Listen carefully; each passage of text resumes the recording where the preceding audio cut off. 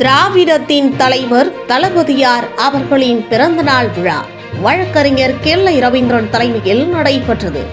மாண்புமிகு தமிழ்நாடு முதலமைச்சர் கழக தலைவர் மு.க.ஸ்டாலின் அவர்கள் பிறந்த நாளை முன்னிட்டு கடலூர் மாவட்டம் கெல்லை பேரூரில் தலைமை செயற்குழு உறுப்பினர், பேரூர் கழக செயலாளர், பேரூராட்சி மன்ற துணைத் தலைவர் வழக்கறிஞர் கெல்லை ரவீந்திரன் அவர்களின் தலைமையில் முத்தமிழ் அறிஞர் டாக்டர் கலைஞர் அவர்களின் சிலைக்கு மாலை அணிவித்து கழகத்தின் இருவண்ண கொடியை ஏற்றி பொதுமக்களுக்கு இனிப்புகள் வழங்கி கொண்டாடப்பட்டது.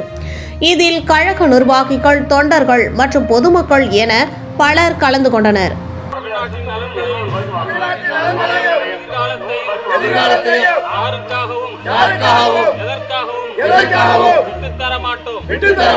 தமிழ்நாட்டின் உரிமைகளுக்காக ஒன்றுபட்டு போராடுவோம்.